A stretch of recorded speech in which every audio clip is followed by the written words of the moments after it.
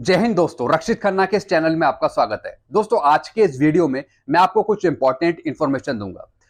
दोस्तों सबसे पहली इंफॉर्मेशन है एक्स ग्रुप के पेंशनर्स के लिए। जैसा आपको पता है, पहले एक्स ग्रुप के पेंशनर्स ने यहाँ पे केस डाला हुआ था सुप्रीम कोर्ट में ओआरओपी 2 की विसंगतियों को लेकर, जो थी एक्स ग्रुप को लेकर, टेबल नंबर 7 और टेबल नंबर 8। लेकिन दोस्तों बाद में voice of ex serviceman society और नेवल एसोसिएशन की तरफ से भी कोर्ट केस करा हुआ था सुप्रीम कोर्ट में। लेकिन दोस्तों सुप्रीम कोर्ट ने वो केस डिसमिस कर दिया था और फिर पेंशनर्स को बोला कि आप ये केस ले जाइए एएफटी से इसकी सुनवाई करवाइए। दोस्तों अभी वो मामला पेंडिंग में है, देखते हैं एएफटी कौन सी नई डेट देती है सुनवाई के लिए।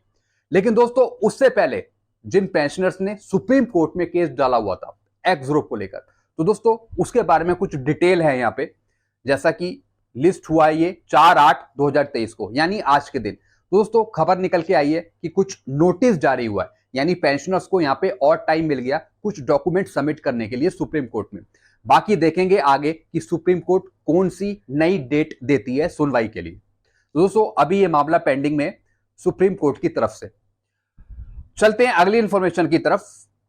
दोस्तों अब बात आती है 6 अगस्त की, एक ऐतिहासिक महारैली, वो भी दिल्ली के रामलीला ग्राउंड से। काफी पेंशनर्स, काफी भूतपूर्व सैनिक, काफी फैमिली मेंबर्स 6 अगस्त को आ रहे हैं दिल्ली के रामलीला ग्राउंड में आंदोलन करने के लिए। जो उनकी मांगे हैं ओआरओपी 2 की विसंगतियों को लेकर, चाहे वो डिसेबिलिटी को लेकर, चाहे वो इक्वल एमएसपी से रिलेटेड, चाहे वो पेंशन बढ़ाने को लेकर, चाहे वो ईसीएचएस से रिलेटेड, चाहे वो सीएसडी से रिलेटेड, जो भी मांगे हैं भूतपूर्व सैनिकों की, वो सारी मांगे उठाई जाएंगी दिल्ली के रामलीला ग्राउंड में। तो दोस्तों इसमें जो माननीय अतिथि हैं वो हैं श्री योगेंद्र यादव जी, परमवीर चक्र विजेता, फिर माननीय श्री अन्ना हजारे जी, फिर श्रीमती विनीता बिष्ट जी।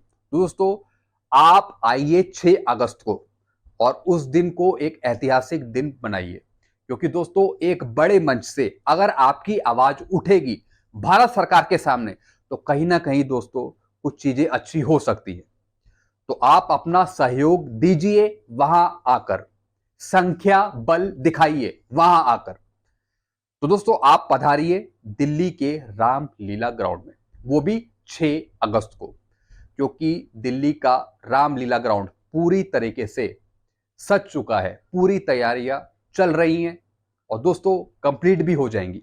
लेकिन आपको अपनी जगह से उठना है, अपने घर से निकलना है और आना है 6 अगस्त को दिल्ली के रामलीला ग्राउंड में। क्योंकि दोस्तों ये सिर्फ एक संगठन की आवाज नहीं है, सारे संगठनों की आवाज है, सारे संगठनों का संख्या बल है।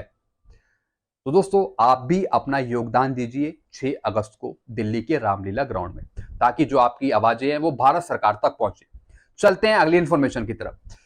दोस्तों ये है इक्वल एमएसपी से रिलेटेड एक जजमेंट, जिसमें दिल्ली हाई कोर्ट बोला था कि हम आपको एक सुनवाई की तारीख दे रहे हैं, वो है 6 सितंबर, यानी 6 सितंबर को 3 बजे फिर से इक्वल एमएसपी को लेकर सुनवाई होगी। और दोस्तों ये फाइनल सुनवाई हो सकती है, लेकिन दिल्ली हाई कोर्ट ने बोला था कि आप कुछ एफिडेविट सबमिट करिए कुछ टाइम पीरियड में, ताकि जो आपकी सुनवाई है उससे रिलेटेड आप नई चीजें दिखा सकें, आप नए एविडेंस रख सकें। तो दोस्तों इसके बेस पर voice of ex serviceman society को जो आरटीआई के थ्रू जवाब आए थे, तो वही सबमिट करने थे। तो दोस्तों I hope voice of ex serviceman society के जो वकील है उन्होंने डॉक्यूमेंट सबमिट कर दिए होंगे एफिडेविट के द्वारा, जो भी आरटीआई के थ्रू जवाब आए थे। बाकी दोस्तों देखेंगे 6 सितंबर को क्या होता है इक्वल एमएसपी को लेकर। तो दोस्तों हम तो यही उम्मीद करते हैं ओआरजेसीओस को इक्वल एमएसपी का हक मिल जाए। चलते हैं अगली इंफॉर्मेशन की तरफ। दोस्तों फिर है ये इंपॉर्टेंट लेटर जो लिखा गया है श्री दीपेंद्र सिंह हुड्डा जी के द्वारा, जो है मेंबर राज्यसभा के। और दोस्तों किसको ये लेटर दिया है? ये दिया है सेक्रेटरी जनरल राज्यसभा को। यानी दोस्तों इसमें भूतपूर्व सैनिकों की जो मांगे हैं वो राज्यसभा के दौरान उठाई गई हैं, वो भी किसके द्वारा? श्री दीपेंद्र सिंह हुड्डा जी के द्वारा। तो दोस्तों इसका इंपैक्ट कुछ और पड़ सकता है भारत सरकार पे, क्योंकि दोस्तों राज्यसभा में जो भी चीज उठ रही है वो कहीं ना कहीं भारत सरकार तक पहुंच रही है, चाहे जो भी मांग हो। तो दोस्तों इसमें इक्वल एमएसपी, पेंशन बढ़ाने को लेकर, डिसेबिलिटी पेंशन, उसके बाद जोखिम भत्ता, पारिवारिक पेंशन, जो भी समस्याएं हैं भूतपूर्व सैनिकों की, वो सब इस लेटर में लिखी हुई है। तो दोस्तों हम ये उम्मीद करते हैं कि जो भी ये लेटर है ये भारत सरकार तक पहुंचे और इस पे कार्रवाई हो। लास्ट में एक और लाइन लिखी है, आपके माध्यम से मेरी माननीय रक्षा मंत्री जी से मांग है कि पूर्व सैनिकों की सभी मांगे जायज हैं और सरकार इन्हें पूरा करने की दिशा में सकारात्मक कदम उठाए। बिल्कुल दोस्तों, ये लेटर वर्क करना चाहिए, काम आना चाहिए भूतपूर्व सैनिकों के। चलते हैं अगली इंफॉर्मेशन की तरफ। यहां पे पेंशनर पूछते हैं, हेलो सर, मेरे पापा ने बैंक से लोन लिया था, मेरे पापा एक्सपायर हो चुके हैं, क्या हमारा लोन माफ हो सकता है सर? इसके बारे में कुछ बताइए। दोस्तों, अगर आपके फादर के नाम पर लोन चल रहा है और आपके फादर एक्सपायर हो जाते हैं, उसके बाद अगर फैमिली पेंशन स्टार्ट होती है घर में, तो दोस्तों वो जो लोन है वो फैमिली पेंशन में से चुकाया जाएगा। अगर पेंशनर की डेथ हो गई तो लोन माफ नहीं होता, लोन आपको चुकाना ही पड़ेगा किसी भी कीमत में, नहीं तो दोस्तों आप पे पेनल्टी लगती रहेगी। हो सकता है बैंक की तरफ से कुछ और कार्रवाई हो जाए, इसलिए लोन माफ नहीं हो सकता। जो लोन है आपका वो आपको देना ही पड़ेगा, चाहे किसी की भी डेथ हो जाए, या तो फैमिली पेंशन में से लोन देना पड़ेगा ईएमआई बना के, या किसी दूसरे तरीके से देना पड़ेगा, लेकिन लोन आपको चुकाना ही पड़ेगा, लोन माफ नहीं होता। चलते हैं अगली इंफॉर्मेशन की तरफ। यहां पे पेंशनर पूछते हैं, मैं एक रक्षा पेंशनर ऑनरी कैप्टन जनवरी 1998 में सेवानिवृत्त हूं। मैंने दिसंबर 2016 में सीएसडी कैंटीन के माध्यम से एक 4 पहिया वाहन लिया था। यानी ये बात कर रहे हैं कि इन्होंने 4 व्हीलर लिया, वो भी कब? 2016 में, और इनकी रैंक है ऑनरी कैप्टन। फिर ये पूछते हैं, मैं सीएसडी के माध्यम से एक और कार खरीदना चाहता हूं, यानी 4 व्हीलर, क्या मैं अब सीएसडी के माध्यम से कार प्राप्त करने के लिए योग्य हूं? दोस्तों, अगर आप कार खरीदना चाहते हैं तो इसकी कुछ कंडीशन है, इसके कुछ रूल है। सबसे पहले रैंक आती है कि आपका रैंक क्या है।